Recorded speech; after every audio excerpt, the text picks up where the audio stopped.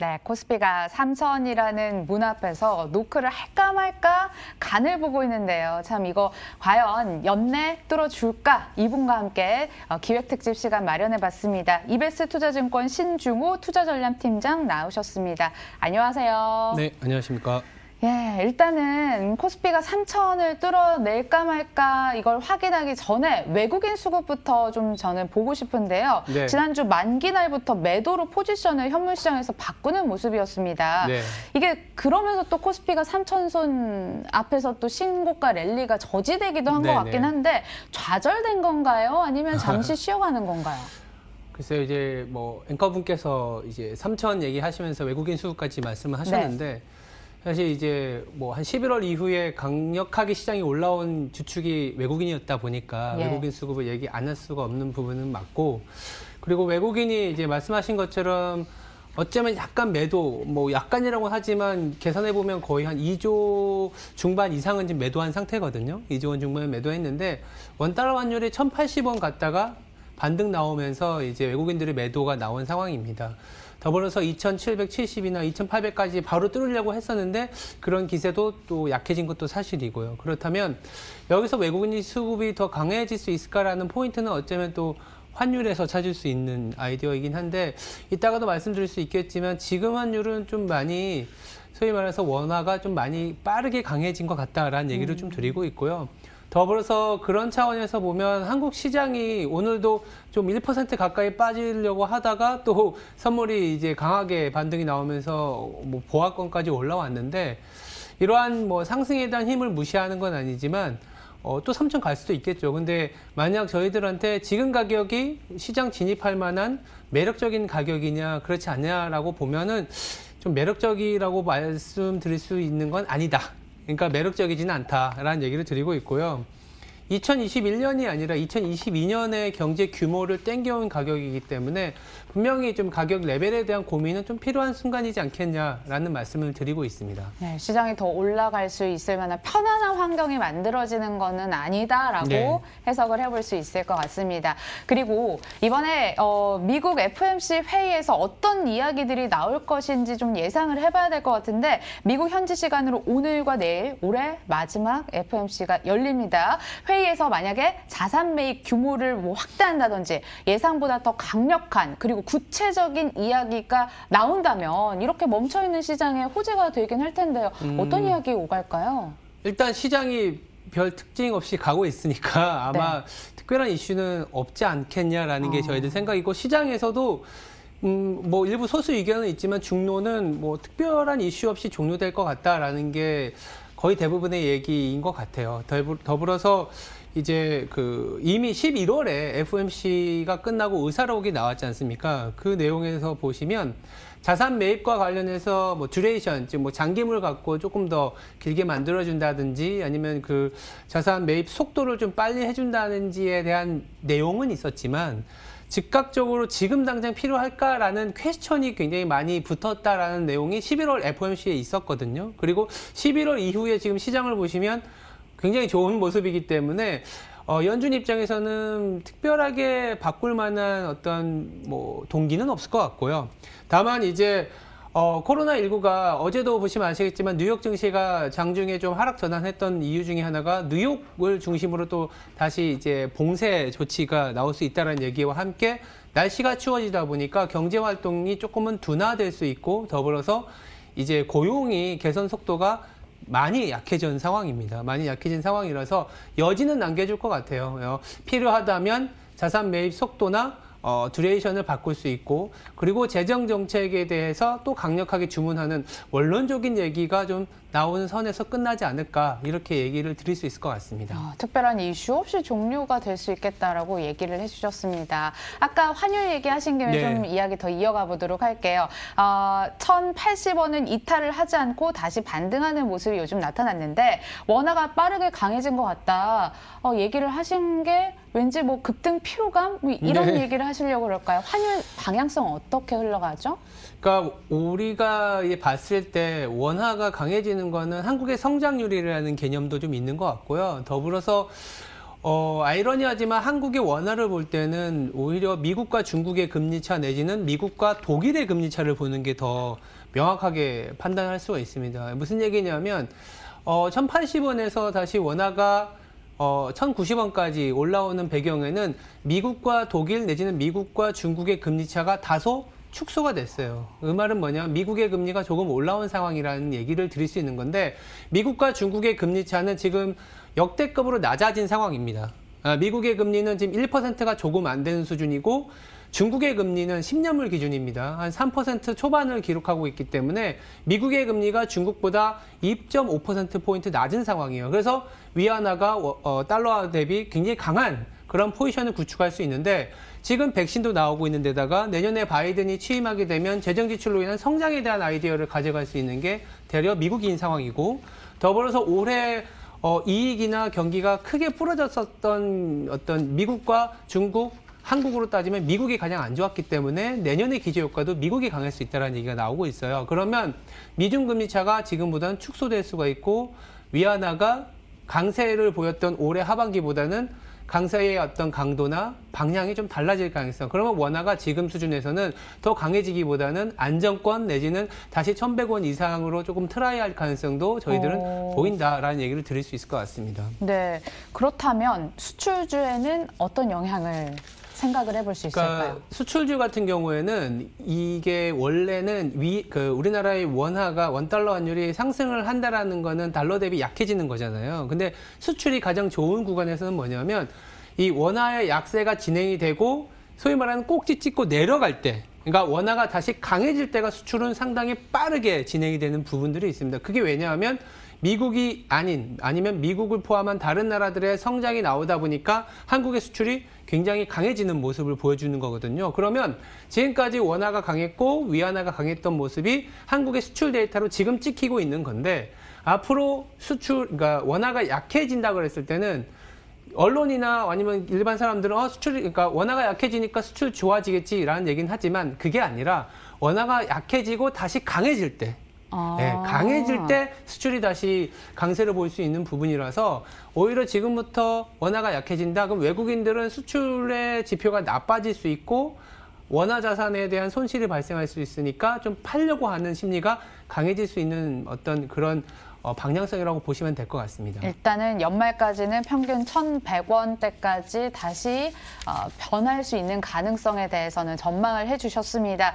다음은 삼성전자에 대한 이야기를 할 텐데요. 그 전에 재미난 인터뷰가 있어서 함께 들어보고 싶습니다. 대학생 인터뷰 중에 음마 아파트 상승률보다 삼성전자의 수익률이 더 높다는 기사를 봤다라고 하면서 주식에 적극 투자해서 수익을 올리는 게 훨씬 경제적으로 보인다라고 똑똑하게 얘기를 했다고 해요. 그리고 2030 세대도 요즘 주택 청약 깨고 삼성전자를 사야 된다는 얘기를 참 많이 하고 있는 걸 주변에서 듣고 있거든요. 실제로 지난 일주일간 개인들의 삼성전자의 러브콜이 쏟아졌습니다. 지금도 꾸준히 사모으는 전략 유효할까요? 삼성전자에 대한 뷰는 어려울 때 사놓자라는 건 맞는 것 같아요. 어려울 때 사놓자는 건 맞는 것 같고 돌이켜보면은 이제 코로나 팬데믹이 발생하고 나서 3월부터 4월, 5월 달까지는 삼성전자를 개인들이 엄청나게 많이 샀는데 네. 수익률이 부진했어요. 그러다 보니까 이거 니네들이 팔아야 올라가 이런 우스갯소리도 있었거든요. 근데 이제 모두들 이제 삼성전자를 안 좋게 보는 6월부터 내지는 7월부터는 그때부터 삼성전자가 올라오기 시작하면서 10월, 11월부터는 또 모두의 주식이 돼버린 상황인데 거꾸로 이렇게 다들 좋아하기 때문에 내년에도 삼성전자가 과연 시장을 내지는 수익을 안겨줄까라는 고민은 있는 건 맞는 것 같습니다. 다만 내년에 저희들이 보는 시장의 뷰는 올해처럼 인덱스가 지금 글로벌 한 4개, 40개의 국가로 봤을 때 우리나라가 1등이거든요. 수익률이. 나스닥을 제외하면. 그런 상황에서 내년에도 인덱스 기준으로 지수를 굉장히 강하게 갖고 가면서 시장에 수익을 얻을 수 있을 것이냐. 저희는 그렇지 않을 것이다. 철저히 ROE가 잘 나오는 기업들. 그러니까 지금은 금리가 낮기 때문에 근근히 버티면서 낮은 금리에 의한 주가 상승이 굉장히 많은 기업들에서 나타났는데 내년에는 금리가 조금이라도 움직이면 소위 말해서 디폴트가 날 수 있는 기업들도 많기 때문에 그런 기업들을 배제하다 보면 자연스럽게 삼성전자로 자금이 또 몰릴 가능성도 있고요. 우리가 이런 얘기도 하거든요. 삼성전자 가면 시장 가잖아라는 얘기 하잖아요. 사실 그냥 지난 10년 동안 삼성전자가 갔을 때 시장이 오히려 마이너스였던 구간도 꽤 있습니다. 그래요? 그럼요. 2019년에도 지수는 마이너스였는데 반도체를 비롯한 삼성전자는 엄청난 퍼포먼스를 30% 이상 플러스를 보여줬고요. 2012년에서 13년 박스비가 처음 시작됐을 때에도 삼성전자와 반도체, 핸드셋은 플러스를 보였는데 코스피는 마이너스였다라는 거죠. 물론 또 삼성전자를 비롯한 반도체 중심의 기업이 갈 때 시장이 간 적도 있었지만 여기서 말씀드리는 거는 내년의 지수는 잘 모르겠지만 하방으로 가든 내지는 상방으로 가든 삼성전자를 비롯한 반도체가 대안으로서 내지는 좋은 어떤 해지 자산으로서는 기능을 할 수 있다. 이렇게 말씀드릴 수 있을 것 같아요. 네, 그러니까 삼성전자 내년에도 좋다라고 해석을 하면 될 것 같고요. 근데 네. 의문이긴 한데 참 초보 투자자들은 삼성전자와 SK하이닉스만 사면 된다. 이렇게 컨셉을 가지고 가시는 분들이 있어요. 아니면 둘 중에 하나라도. 그러니까 초보자를 위한 조언을 해주신다면 삼성전자 지금 사도 괜찮다고 생각을 하시는 거죠? 삼성전자는 지금도 사실 글로벌 피어 그룹에 대비해서는 상대적으로 매력적인 가격인 건 맞고, 그리고 저희는 우스갯소리로 어떤 얘기 하냐면 삼성전자는 그냥 한국에 상장되어 있는 글로벌 기업이기 때문에 한국이 조금 어려워져도 사실 삼성전자는 글로벌 수출 상황에 연동이 돼서 주가가 올라갈 수 있는 기업이다. 그러니까 한국이 내년에 내수가 잘 안 되더라도 한국의 GDP 성장률이 안 나오더라도 수채 삼성전자나 이런 수출 메가캡 기업들은 갈 수도 있는 상황입니다. 왜냐하면 중국이나 미국 같은 경우에는 백신의 효과가 우리보다 빠르거나 내지는 중국은 코로나를 완전 종식했다고 하니까 그런 각 나라의 내수는 좋아지지만 우리나라는 사실 내수가 빠르게 회복될 가능성에 대한 얘기를 하기에는 조금 어려운 상황이거든요. 그래서 한국의 내수나 한국의 경제는 안 좋아져도 한국의 반도체나 수출 대기업은 잘 갈 수 있는, 소위 말해서 이렇게 좀 따로 다이버전스가 날 수 있는 가능성이 있기 때문에 지금도 나쁘지 않은 선택이라는 생각은 변함이 없습니다. 네, 매수 괜찮다는 얘기로 들리네요. 그리고 찬바람 불면 생각나는 배당주 이야기 해보겠습니다. 연말 맞아 높은 배당금을 찾을 수 있는 종목들 어떤 것들이 있을까 찾아봐야 할 텐데 기사에 이런 것들이 있더라고요. 배당주 하면 은행주, 이 공식이 깨지게 생겼어요. 은행주 배당 성향이 작년보다 하락했다는 기사가 있더라고요. 네, 맞아요. 작년보다 하락할 가능성이 높다라는 거죠. 하락했다라기보다는. 하락할 가능성. 예. 왜냐하면 지난 11월이나 아니면 말씀하신 것처럼 가을 접어들면서 은행주에 대한 콜, 이를테면 사자라는 얘기를 하는 거에 기반은 은행주가 밸류에이션적인 매력도 있지만 연말 가면 지금 시가 배당으로 거의 6에서 7% 나와 이런 얘기들이 많았거든요. 그래서 실질적으로 수익률도 괜찮았고, 근데 지금 와서 보니까 금융당국이 이제 배당 정책에 대해서 좀 난색을 표하고 있는 상황이거든요. 코로나가 일부가 조금은 잠식이 되고 종식이 되고 경기가 정상화될 때 여기저기서 소위 말해서 터질 수 있을 만한 것들을 미리 조금 안전장치를 해야 되니까 배당을 좀 하지 말아라까지는 아니더라도 조금은 그런 규제가 있다 보니까 배당 수익률 측면에서는 내지는 배당 성향이 작년보다는 더 높아지기보다는 오히려 낮아질 가능성이 높아서 배당 성향이 낮아진다는 거는 밸류에이션을 높이 줄 수 있는 상황은 아니거든요. 그래서 은행주에 대한 아이디어가 다소 떨어진 건 맞습니다. 다만 이게 우리나라는 이제 무역 갈등도 있었고 코로나라는 이슈도 있다 보니까 내년에 가서는 또 어떤 이슈 내지는 지금부터 내년에 넘어갔을 때 배당의 아이디어를 넘어갈 때는 계속적으로 이렇게 돈을 벌어주고 나에게 캐시플로우, 즉 현금 흐름 측면에서 배당을 소위 말해서 계좌에 꽂아주는 기업들이 프리미엄을 받을 수 있는 상황은 맞는 것 같아요. 그런 기업들을 잘 추려보면 아주 어려운 상황에서도 매출액과 영업이익, 순이익이 내주면서 주당으로 배당금을 계속 올린 기업들이 꽤 많습니다. 자, 그럼 어떤 종목들이 있나요? 이를테면 이제 우리가 잘 알고 있는 화장품, LG생활건강 같은 기업일 수도 있고요. 아주 작은 기업이지만 동원 F&B 이런 기업들도 있고, 에코마케팅이라 그래서 이제 좀 굉장한 성장주지만 또 계속적으로 이익이 나오면서 배당금도 늘려주는 기업들이 있습니다. 그래서 생각보다 업종이나 섹터로 접근하기보다는 이렇게 나에게 종목으로. 배당금을 줄 수 있고 자기 사업에서 계속적인 매출의 성장과 이익이 나는 기업들을 찾아보면 대형주부터 중형주 아니면 아주 작은 기업들도 포진해 있는 게 이런 기업들이 있기 때문에 배당 측면에서도 나쁘지 않은 접근이지 않겠냐라는 말씀을 드릴 수 있을 것 같아요. 파크 시스템즈랑 도아 엔지니어링은 화면에 나갔는데 어떤 네. 기업인지 뭐 저희는 살짝 이게 설명드릴 수 도아 있을까요? 엔지니어링은 이제 약간 건설 업체하고 관련된 기계 업체인데 전체적인 기업들은 제가 이제 커버를 하는 건 아니기 때문에 설계 차원에서 저희가 섹터나 네, 어떤 퀀트한테 받은 종목이라 참고 삼아 한번 보시면 될 것 같습니다. 네, 이베스트에서 참고할 만한 종목을 줬다는 점까지 확인을 해봤습니다. 이제 마지막 질문이 될 것 같습니다. 연말 잘 마무리하고 내년 연초 잘 준비를 하기 위해선 어떤 전략이 중요할까요? 한 3분 드릴게요. 결론적으로 말씀드리면 주식을 100% 들고 있다면 그래도 한 20-30%는 현금을 해놓는 게 나쁘지 않을 것 같다. 왜냐하면 다 팔라는 얘기는 아니고 그래서 가격이 매력적이지 않을 때는 일정 부분 기회를 한번 주거든요. 기회라는 게 조정인데 조정이 생각보다 세게 나오는 구간도 있습니다. 왜? 금리가 낮고 금리가 튈 때는 밸류에이션이 생각보다 많은 변동성을 주기 때문에 주식을 갖고 가긴 하되 풀로 채워서 가기보다는 한 30%는 좀 비워놓고 만약 기회가 온다면 아까 말씀드렸던 기업 내지는 삼성전자를 사는 그런 기회로 삼자라는 게 연말 연초의 전략이라고 보시면 될 것 같습니다. 현금 비중을 조금 더 늘리자. 네. 그리고 시간이 좀 남아서 그렇- 투자 전략 더 알려주시면 좋을 것 같은데요. 지금 같은 경우에는 만약에 리스크 요인이 뭘까라는 생각을 해보면 별다른 어떤 악재가 나오기보다는 미국의 금리를 보는 게 중요한 것 같아요. 그래서 미국의 금리가 1% 이상 올라간다 하면 조금 더 현금 비중을 늘리는, 그러니까 그 어떤 경제 방송이나 이런 MTN 방송을 보시면 미국 금리가 계속